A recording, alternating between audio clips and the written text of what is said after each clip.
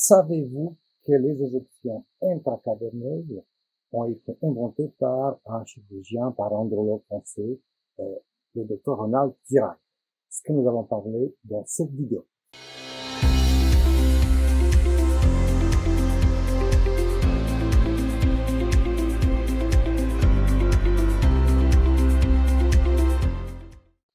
Bonjour à tous, bonsoir à tous, hi guys.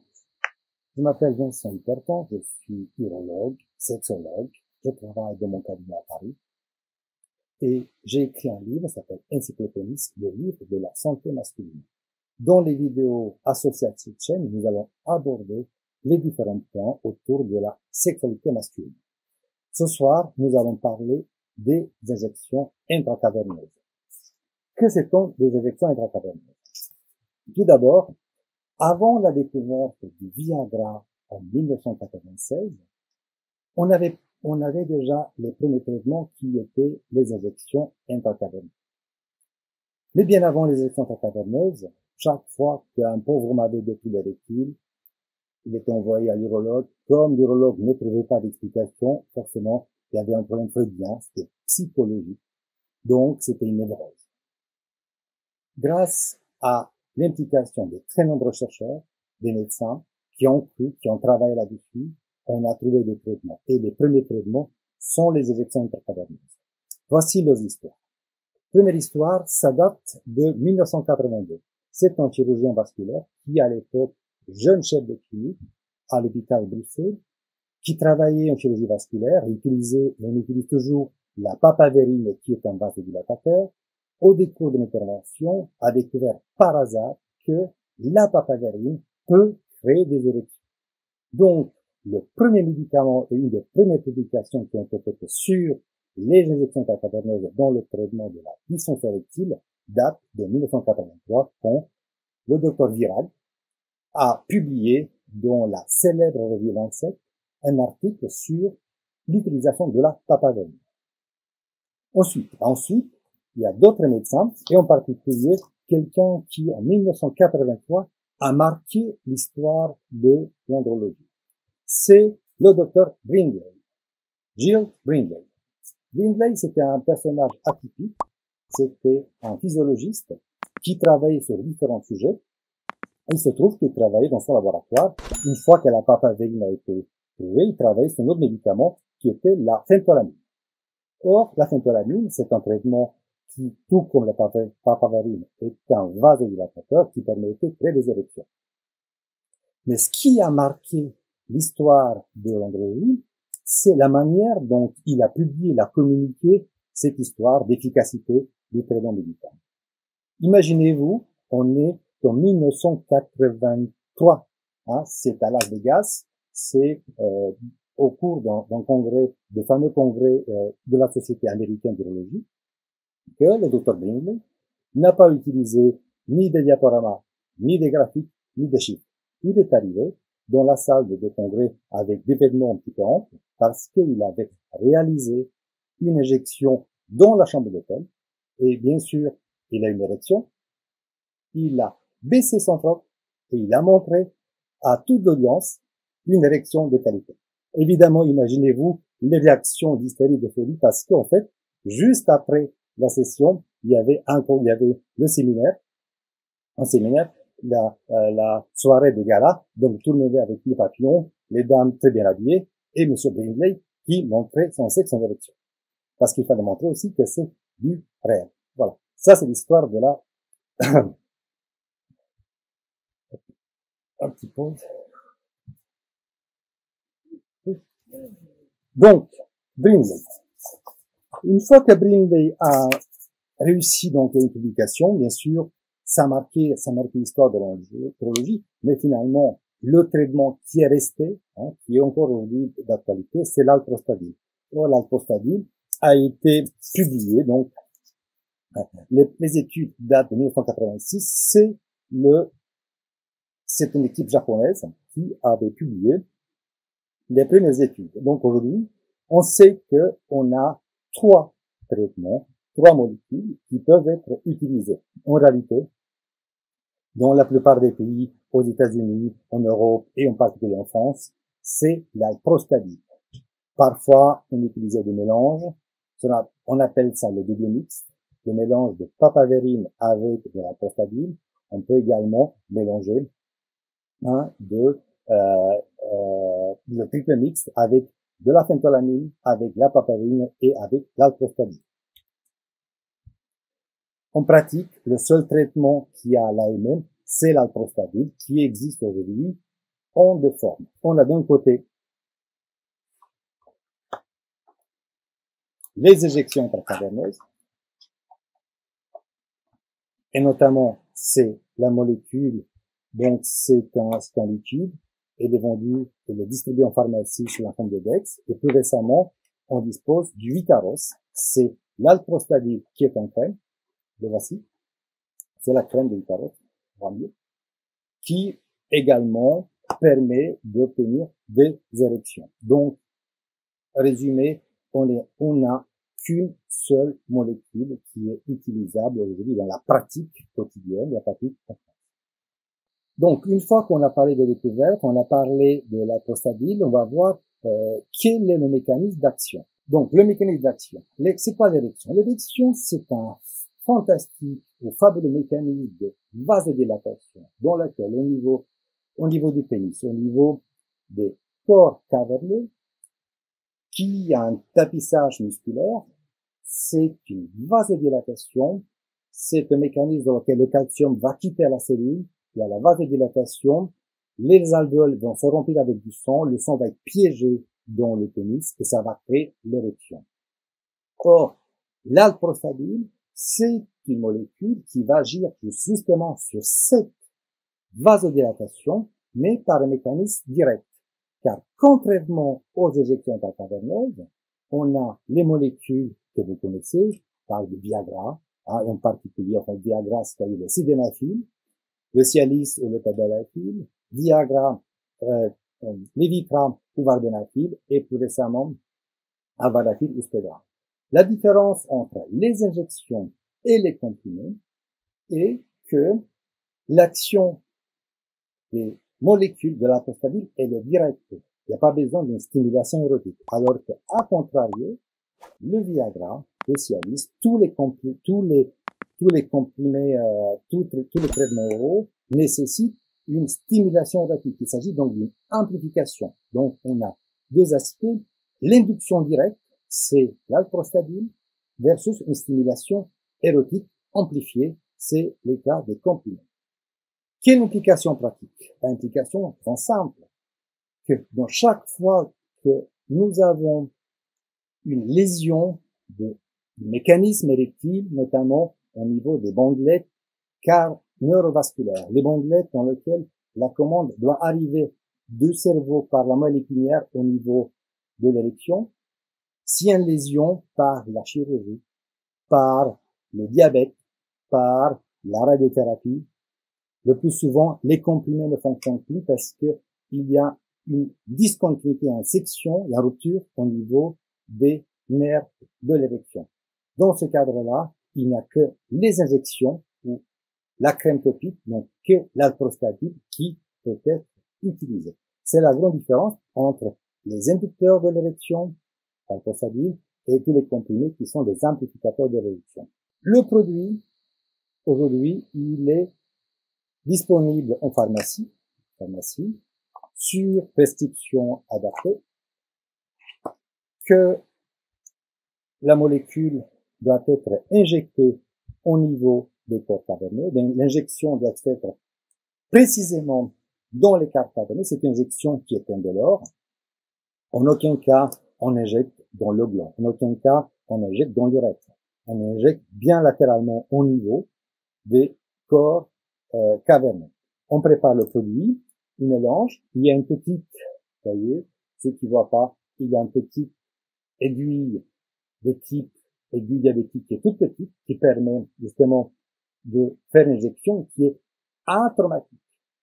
Et pourquoi je dis atraumatique? Parce que je l'ai testé personnellement et je confirme que ça me fait pas mal. L'injection, elle se fait bien perpendiculaire dans les corps caverneux. Ensuite, on va injecter le produit en totalité. Le produit qui est préparé, donc la dose sera prédéfinie avec l'urologue.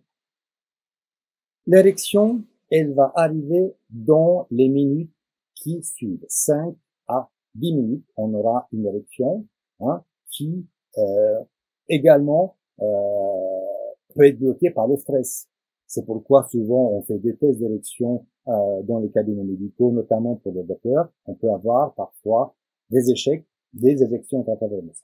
En tout cas, l'injection est indolore, mais ce qui est important, c'est qu'à la toute première injection nécessite un apprentissage. Donc il y a une première consultation dans laquelle, avec l'urologue, l'andrologue ou le prescripteur, va former, va éduquer, va montrer la manière dont on prépare.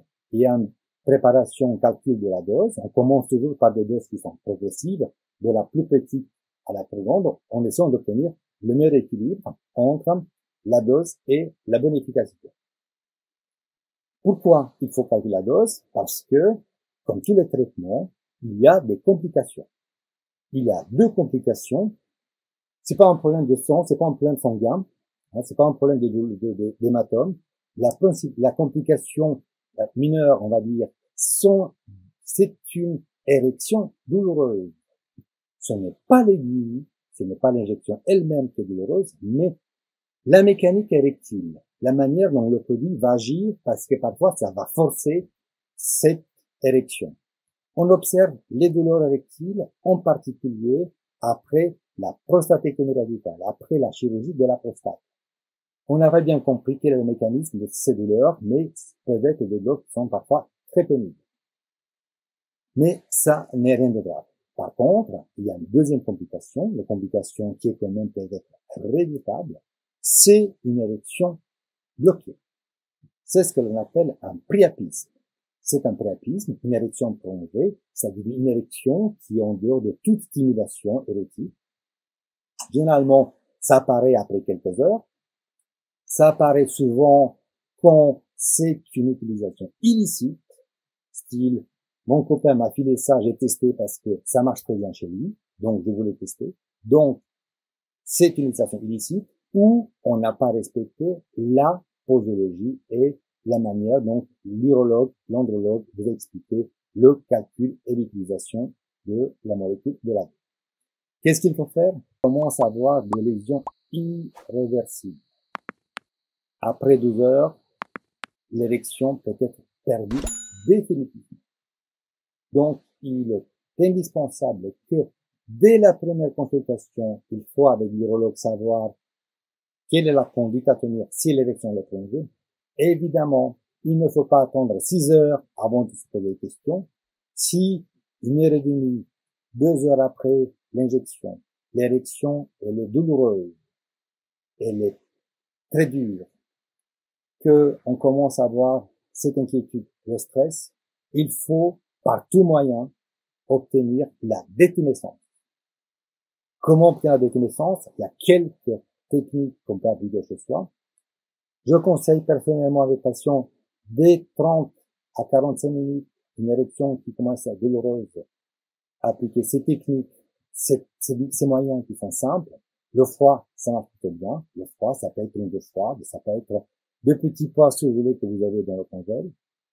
Ça peut être la marche, monter rapidement et descendre l'escalier. C'est une espèce de principe de vaisseau communicant qui vont baisser la pression. Également, aller uriner. Pourquoi? Parce que en urinant, on baisse une pression qui peut appuyer au niveau du retour veineux. Donc, on peut avoir une perte, une baisse d'érection. Certains proposent une deuxième éjaculation, quoique c'est incertain, donc on n'est pas sûr et certain que ça fonctionne. Bref, il faut par tout moyen obtenir l'arrêt de l'érection.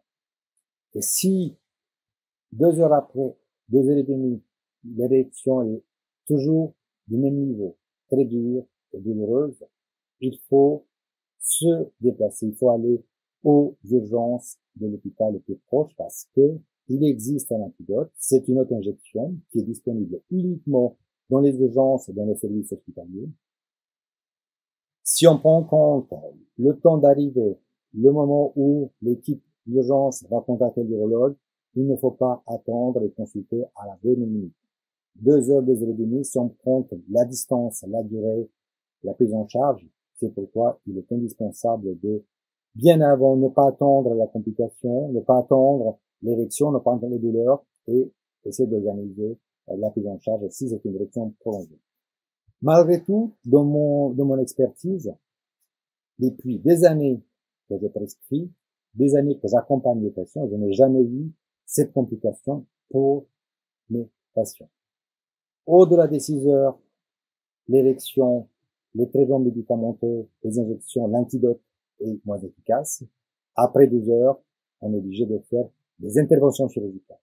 Et parfois, le priapisme, au-delà de 12-24 heures, l'érection va être perdue définitivement. Et dans ce cadre-là, c'est un traitement chirurgical avec la pose d'un implant pélvien qui doit être fait rapidement. Pourquoi? Parce que avec le temps, le priapisme aura créé des lésions définitives au niveau du corps caverneux avec une perte de l'élasticité.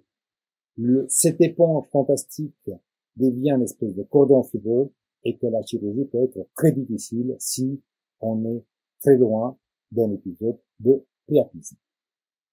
En résumé, c'est un traitement qui est fantastique. C'est un traitement qui, comme tous les traitements, c'est un traitement qui est qui nous permet aujourd'hui de répondre aux besoins de nos patients. On dispose des traitements oraux, des comprimés, on va en parler dans une autre vidéo. On a les érections caverneuses. Si nécessaire, on dispose également de l'implant, et je vais montrer l'implant, à quoi ça ressemble. On parlera dans une autre vidéo de l'implant d'érection. Donc c'est une prothèse qui va être mise à l'intérieur des corps caverneux. Donc, dans mon livre que vous voyez à l'écran, j'en parle des différents traitements et le mécanisme sur Viagra, les traitements oraux, les injections, la prothèse d'érection. En résumé, c'est un traitement qui va compléter le panel des thérapies utilisables pour la dysfonction érectile. Mais comme tout traitement, il y a des avantages et des inconvénients. Il n'y a pas de traitement parfait. Chaque traitement doit être en adéquation avec les attentes de chacun, avec les comorbidités, les pathologies et la manière dont chacun voit et accepte les traitements pour l'érection.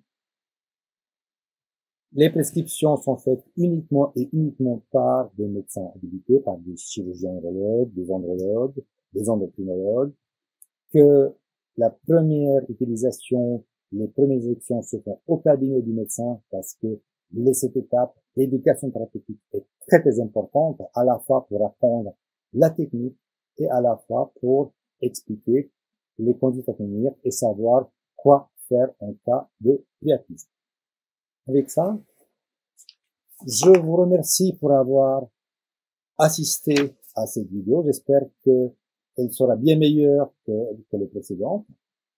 À distance, il y aura un montage, on va faire un résumé de cette vidéo pour ceux qui souhaitent avoir plus de détails. Merci de l'avoir regardé. Si cette vidéo ou si cette chaîne vous intéresse, n'oubliez pas de vous abonner.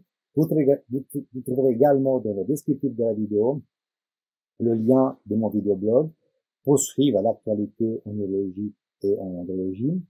Un lien pour acheter le livre, ça s'appelle Encyclopédie comme la chaîne. Et bien sûr, je vais essayer la prochaine fois de répondre aux différentes questions qui ont été posées par email ou au niveau des commentaires sur ma chaîne YouTube. Je vous dis merci et à très bientôt.